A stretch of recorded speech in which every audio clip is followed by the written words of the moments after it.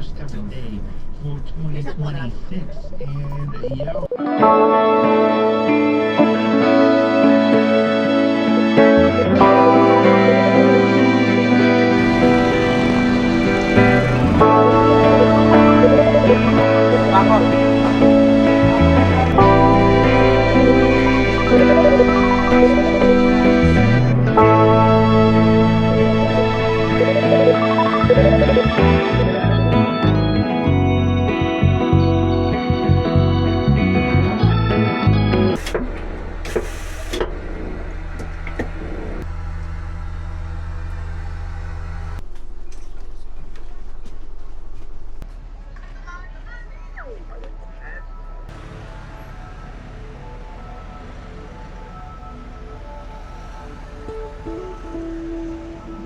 Unang gabi ng taon, nandito ako sa Baguio.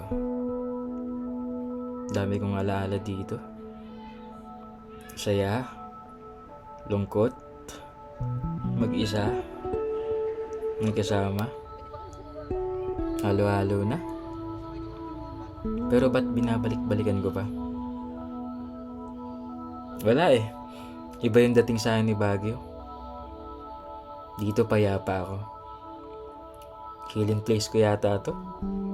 Mas ramdam ko kasi sarili ko dito eh. Kaya uumpisahan ko ang taon ko dito.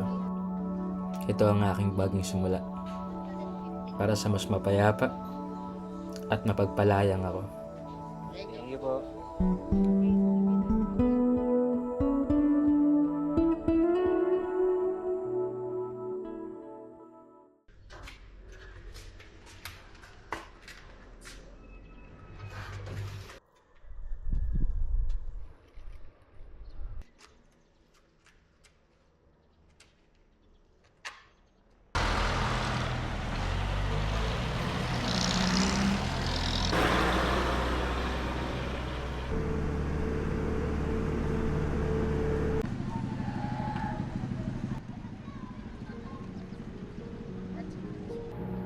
Pangalawang araw ng taon, hindi nagmamadali ang lahat.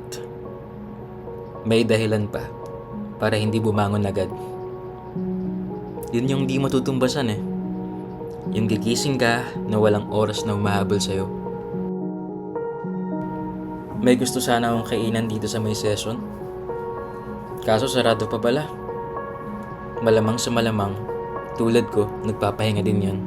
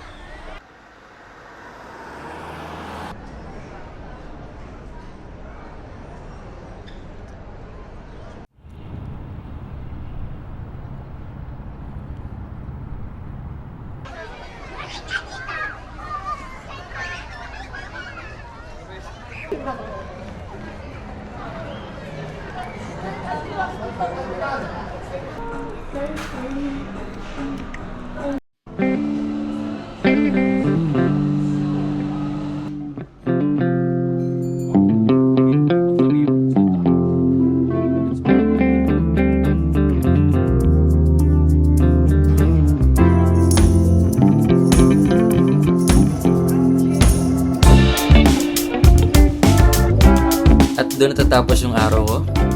Sobrang daming nangyari. Pero, wait. Ang lakas ng music. Pakat po. Pakat. Yun. So ganun. End of day 2. Tapos, sa pangatlong araw, ayun, naglaba.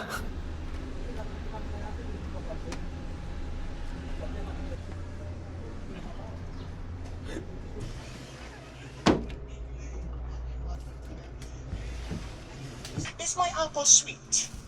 Or be? Wala naman talagang balak ngayong araw. Kumain lang, tapos naglaba, tapos stay na sa bahay. Pero, Sayang naman, di ba? Di ba, gets nyo ako? Pag biglaan, yun yung natutuloy.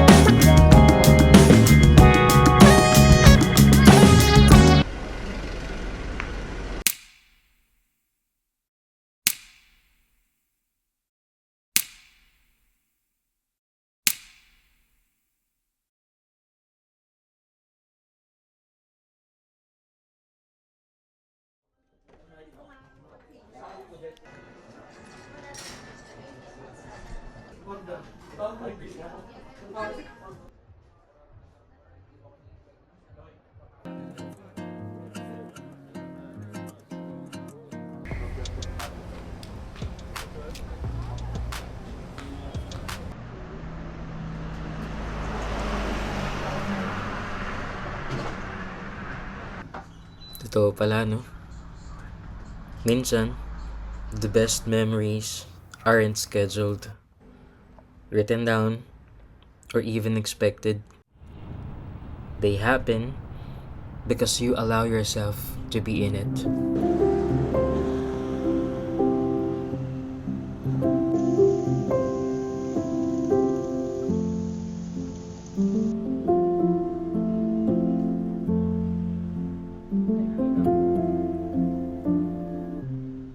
How did you find me?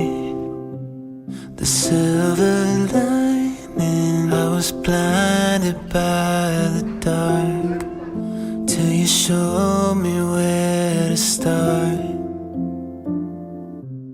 Wherever the wind blows, wherever your light goes, I will follow you around.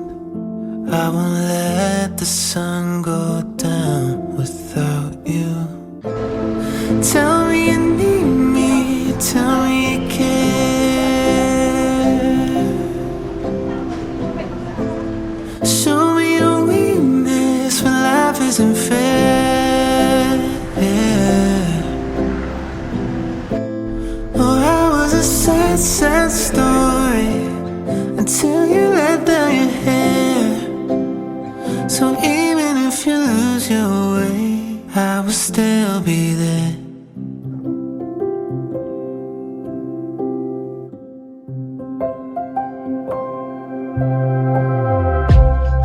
Water your garden and write your name in the stars. You can confide in me. Tell me your mysteries. I was a shell of a man who would swim with the tide, wash away with the sand. And at times there was no sign of relief, and I'll never understand why you rescue me. Minsan ang bagong taon o bagong simula ay hindi tungkol sa biglang pagbabago, kundi sa tahimik na pagpili na magpatuloy. Ang pagbagal ay hindi pag-urong, o ang saglitang paghinto ay hindi pagsuko. Minsan, paalala ito para huminga,